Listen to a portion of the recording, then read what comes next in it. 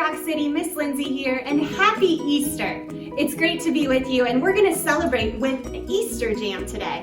What's Easter Jam, you may ask? Well, you're about to find out, but before we start, find your family, get them in the room with you, and let's get ready to have a blast. In 3, 2, 1. Easter, a time for fake grass, plastic eggs, these things, chocolate bunnies, and people dressed as bunnies. And then there are the weird parts of Easter, like fake grass, plastic eggs, these things, chocolate bunnies, and people dressed as bunnies, which is interesting. But what does all this stuff have to do with Easter?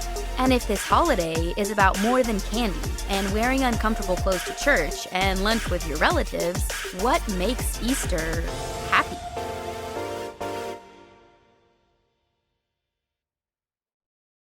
Welcome back, everybody. To kick off this Easter Jam, let's get started with some friendly competition. For this competition, you need a laundry basket and some socks. Lots of socks, clean or dirty, as long as they have a match. If you need to, go get those supplies, and I'll be back here in just a moment.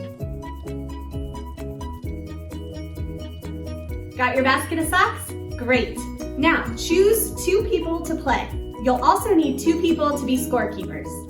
Got them? Good. To get started, dump all the socks on one side of the room. And don't worry, these socks will make their way back to the basket real soon. Then, place the basket on the other side. When I say go, players will grab a sock, go through the pile to find the matching one, roll the socks together in the shape of a ball, or like an Easter egg, and throw them straight into the laundry basket. The player with the most sock eggs in the basket at the end of the timer wins.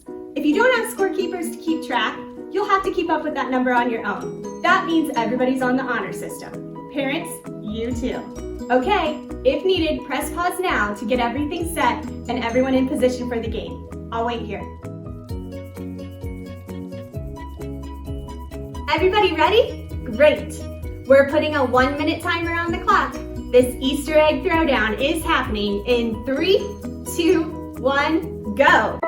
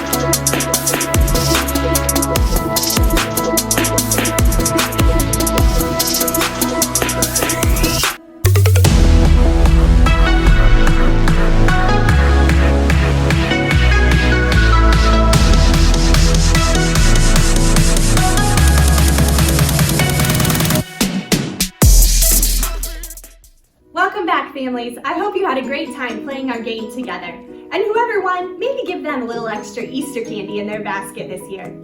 Well, we're celebrating because today is Easter. And if you don't know the whole story of Easter, that's okay. We'll talk about it more in just a few minutes.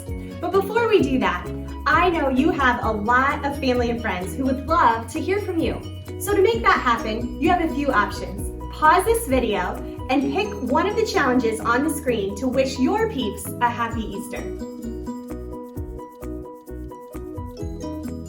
Hey families, I hope you got to connect with some of your loved ones this Easter. Even though our celebrating is a little different this year than before, that's okay. Easter is still happy. And that's not just because of chocolate bunnies, candy, Easter baskets. Although those things are awesome, it's still happy because of what happened thousands of years ago on that very first Easter. It's the world's most powerful story, yet it's so simple. So simple that it can be told with laundry. In the beginning, God created everything. He formed people in His very own image. But then, we turned away from God. Sin entered the world, like a dark stain. Still, God loved us so deeply that He made a plan to rescue us. At just the right moment, God sent His very own Son, Jesus, to live among us. Jesus healed hearts and minds and bodies. Thousands gathered to hear him teach. Instead of giving lots of new rules, Jesus turned things upside down by making it simple. Love God, love others. After 3 years of traveling and teaching, Jesus and his disciples entered Jerusalem to celebrate the Passover feast. Huge crowds gathered to welcome him. But while the crowds cheered for Jesus, the religious leaders made plans to arrest him. He was turning their world upside down, and they wanted him gone. As Jesus celebrated the Passover meal with his friends, he told them that he would be leaving, but would return. His friends didn't understand. That night, one of Jesus' followers, Judas, led soldiers to arrest him. The religious leaders gave Jesus a fake trial and then sent him to Pilate, the Roman governor, who could have him killed. Pilate found Jesus had broken no law and tried to release him. But a mob called for Jesus to be killed. Pilate gave in and handed Jesus over to the Roman soldiers.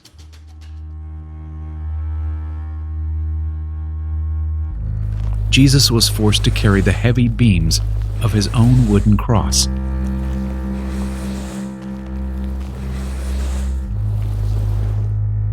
On a hill called Golgotha, the soldiers nailed Jesus' hands and feet to the rough wood. The soldiers and people who passed by laughed and mocked him. But from the cross, Jesus asked God to forgive them. Finally, Jesus called out, "It is finished." Then he died. The earth shook. Rocks split open. Even the soldiers cried, "Surely he was the Son of God." One of Jesus' followers took his body and placed it in a tomb cut from the rock. A huge stone blocked the entrance. Jesus' friends were devastated. They had believed that Jesus was the one God promised, the one who would rescue them, but now he was gone. Their whole world had turned upside down. Jesus' friends stayed hidden in fear for 3 days. But early Sunday morning, Mary Magdalene, a close friend of Jesus, hurried to the tomb. She planned to anoint Jesus' body with special spices. As Mary neared the tomb, she saw the stone had been rolled away. The tomb was empty. Mary turned to see a man standing near. She didn't recognize him until he said, "Mary." It was Jesus, alive. Jesus told her, "Do not hold on to me. I have not yet ascended to the Father. Instead, go to those who believe in me." Jesus, God's Son, became like us to lay down his life. Through God's power, he defeated death for all of us, and sin was washed away. One day, he's promised to return, so we can live with him forever.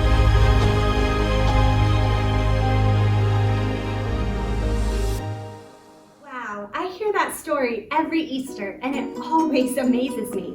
I mean, God sent Jesus to the world to remind me that anything that happens that's bad in my life, he's greater than that. He's greater than everything we face because he defeated death and he's alive. That simple fact that Jesus came back to life is proof to me that I can face anything bad that happens. I like to think of it this way. I can because Jesus is alive. I can keep loving because Jesus is alive. I can be brave because Jesus is alive. I can have hope because Jesus is alive. Here's an idea. Take a few minutes and add to the list of things you can do because Jesus is alive. Talk to your family. How would you describe an I can blank because Jesus is alive? We're gonna pause now and I'll be back in a bit.